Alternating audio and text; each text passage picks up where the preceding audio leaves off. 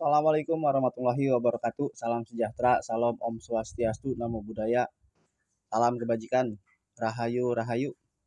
Kembali lagi dengan saya Ahmad Fauji Baihaqi, pecinta sepak bola tim nasional Indonesia, baik timnas senior maupun kelompok umur, baik putra dan putri, dan juga tentunya liga tercinta kita, Liga 1, yang dimana sudah memasuki akhir dari eh, pertandingan pekan 33 dan juga 34, tinggal satu match lagi. Kini gue akan membahas tentang Garuda Calling, ya, dimana pagi-pagi benar ya, PSSI dan juga tim nasional Indonesia memanggil kurang lebih ada 33 pemain, walaupun yang nanti bermain adalah 11 pemain, tetap yang dipanggil 33 pemain untuk dua match ya di bulan Juni nanti, tanggal 5 dan juga tanggal 10 pada saat melawan Cina dan juga Jepang. Oke, untuk di penjaga gawang ini ada 5. Tentunya ada debutan baru ya yang dipanggil, di mana yang pertama ada Hernando Ari, ada Martin Pas, ada Emil Audero Nadeo, dan juga kiper anyarnya ini Reza Arya. Ya, tentu untuk Martin Pas kita sama-sama tahu Martin Pas mendapatkan akumulasi kartu, maka Martin Pas tidak akan bermain ketika menghadapi Cina, mungkin menghadapi Jepang baru bisa main. Dan juga Hernando Ari, ada Nadeo. Dan kemungkinan yang akan bermain nanti Emil Audero ketika menghadapi Cina. Tetapi juga Emil Audero saat ini masih berproses ya di babak playoff Serie B bersama dengan FC Palermo. Dan tentu ada kiper baru ini Reja. Mudah-mudahan nanti mampu bersaing dengan Nadeo dan juga Hernando Ari. Untuk di belakang center back CB ya, di sini ada 5 pemain. Justin Hubner ya sudah selesai dengan Wolves usia 21, dan juga ada Miss Hilger dengan FC Twente juga sudah selesai di liganya, tetapi masih harus berjuang di babak playoff untuk menuju Liga Eropa. Dan juga ada Bang Jai Ijes, kapten kita. Tentu Jordi Amat juga dipanggil, dan ada Rizky Rido. Jadi CB-nya nih 5 ya, ada Justin Hubner dan juga Miss Hilger, Ijes, Jordi Amat, dan juga Rizky Rido. Tapi kalau memasang back 3, mudah-mudahan yang dipasang adalah Justin Hubner, Ijes, dan juga Rizky Rido, karena udah klop banget bertiga ini. Mudah-mudahan tetap menjaga kebugarannya nanti ya ketika menghadapi Cina, partai yang sangat krusial. Untuk pemain tengah DMF ya, kita tahu di sana ada Tom Hai, ada Ricky Kambuaya kembali dipanggil, ada Marcelino Ferdinand, Ivar Renner, Joy Pelupesi, dan juga Nathan Choaon ya. Tom Hai pasti dipanggil, tapi bersama Almere City sudah selesai dan sudah degradasi ya Almere City. Mungkin dia minta bisa bergabung nanti tanggal 26 langsung. Ada Ricky Kambuaya di Liga juga sudah selesai, bermain dengan sangat baik ketika menghadapi Bahrain kemarin. Dan Marcelino Ferdinand tentunya harus dipanggil, walaupun nanti tanggal 5 tidak bisa main sama dengan Martin Pas ya. Tidak bisa main Marcelino dengan Martin Pas karena mendapatkan akumulasi kartu. Mungkin harapannya nanti menghadapi Jepang. Dan di selanjutnya ada Ivar Renner. Ini harus dipanggil karena untuk pendamping di saat Tom Haye atau Joy Pelupesi tidak ada, bisa mendampingi Tom Haye dan juga klub dengan Joy Pelupesi, di mana pertandingan melawan Bahrain ketika Tom Haye digantikan, maka yang masuk adalah Ivar Renner berdampingan dengan Joy Pelupesi. Dan selanjutnya ada Nathan Choaon, bagus dia dipanggil karena untuk nanti mungkin proyek Piala Asia usia 23, maka dia tetap penting untuk dipanggil Tom Haye, walaupun pertandingan melawan Australia bermain kurang cukup baik. Dan tentunya ada Joy Pelupesi yang tim senior banget ya, pemain yang sangat senior bersama FC Lommel SK di Liga Belgia divisi 2 tentunya ya. Sangat tenang sekali, ini sangat bagus untuk mendampingi Tom Haye, mengatur lini tengah, memutus alur serangan dari Cina.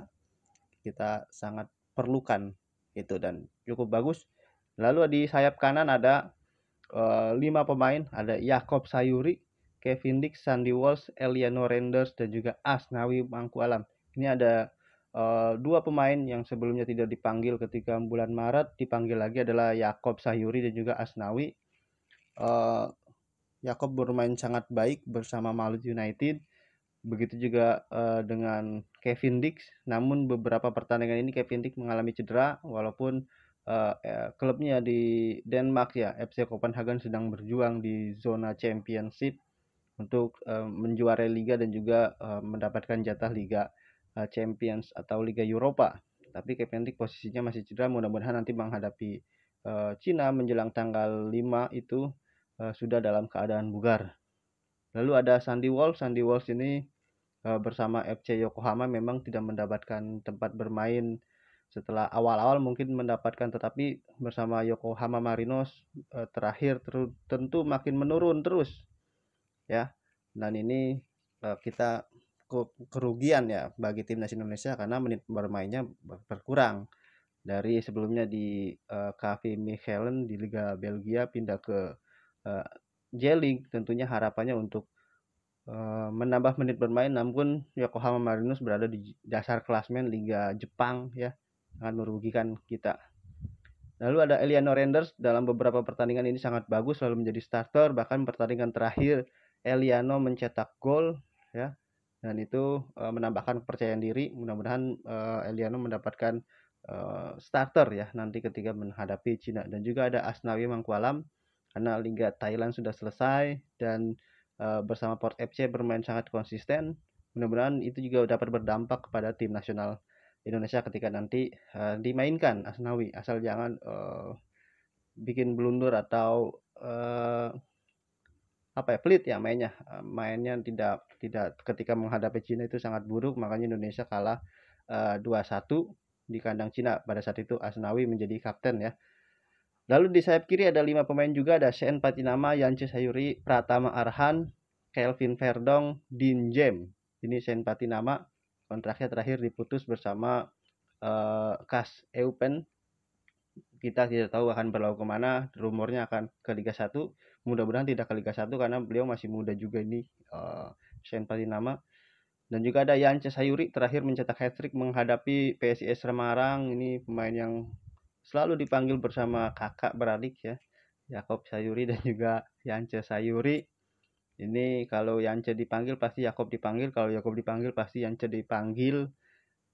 Kualitasnya lagi meningkat dan ini sangat baik untuk mengisi sayap kiri. Dan juga ada Pratama Arhan yang selalu dipanggil, walaupun kita tahu dia memiliki lemparan ke dalam yang sangat dibutuhkan ketika kita kebuntuan di lini tengah. Kita bisa menggunakan sayap untuk lemparan ke dalam ketika menghadapi Argentina. Kita tahu sangat sulit menembus Argentina, dan kita punya peluang ketika Pratama Arham lemparan ke dalam dan disundul oleh Elkan Bagot dan ditepis oleh Martinez, Emiliano Martinez, kiper dari Argentina. Lalu ada Calvin Verdong, kapten dan selalu bermain bersama Nijmegen ya, terakhir menjadi kapten dan menang lawan AF 3-0, lalu menang juga 3-0 Sparta Rotterdam kalau tidak salah.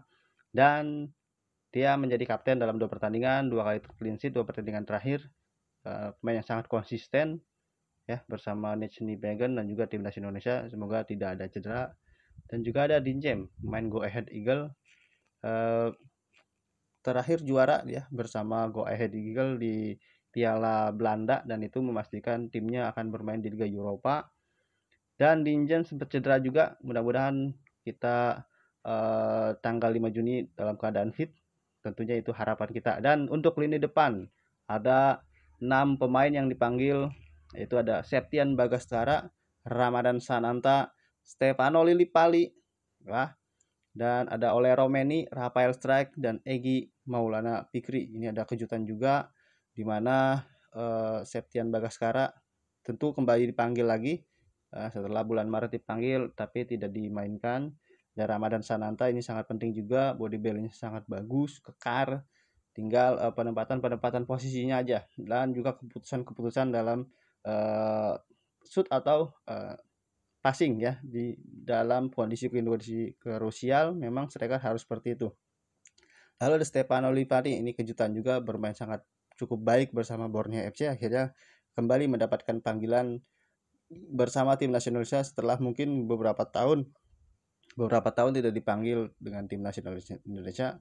Tapi memang Stefano ini pemain yang luar biasa bersama Borneo FC. Tentunya di depan juga ada Ole Romeni, top skor kita, 3 caps 2 gol, 2 caps 2 gol ya, iya, lawan Australia dan juga lawan Bahrain. Itu mencetak gol dua-duanya. Tumpuan lini depan kita ya, dia bersama Oxford United bermain dengan sangat baik. Lalu ada Rafael Strike, ini buruk sekali bersama Liga A ya, di Australia dengan Brisbane Roar ya, tidak mendapatkan bermain sama sekali, sangat buruk dalam beberapa bulan terakhir, dan klubnya pun berada di dasar klasmen. Lalu ada lagi Maulana Fikri, setelah kemarin mendapatkan cedera pada bulan Maret, akhirnya kembali ke forma terbaiknya, dan memang ini si julukannya Messi ya dari Indonesia ketika masih dalam asuhan Indra Sapri waktu timnas usia 19 ya kalau tidak salah. Dan kondisinya sudah sangat baik. Dalam beberapa pekan kemarin mencetak gol, dia berhasil meliak-liuk ya, melewati back dan juga kiper, dan membuat gol spektakuler lah bersama Dewa United. Dan ini tentunya bersama tim nasional Indonesia kita harapkan mampu memberikan kontribusi, tentunya terutama ketika akan menghadapi Cina nanti. Dari 33 pemain ini nantinya akan disaring lagi menjadi 23 pemain yang akan disetorkan pada saat tanggal 5 nanti. Dan dari 23 pemain, 1 jam sebelum kick off harus disetorkan nama-nama siapa starting line up-nya. Dan mudah-mudahan pemain-pemain yang dipanggil tersebut dapat membawa bendera nasional timnas Indonesia untuk terbang tinggi lebih jauh lagi ya. Tentu pertandingan sangat krusial adalah ketika menghadapi Cina. Bagaimana pendapat teman-teman? Komentarnya silahkan tulis di kolom komentar terkait tentang Garuda Calling dan juga tim nasional Indonesia serta peluang-peluang tim nasional Indonesia di babak kualifikasi Piala Dunia ronde ketiga ini di match day ke-9 dan juga match day ke-10 tanggal 9 dan juga tanggal 5 dan juga tanggal 10 Juni. Demikian dari saya. Salam olahraga.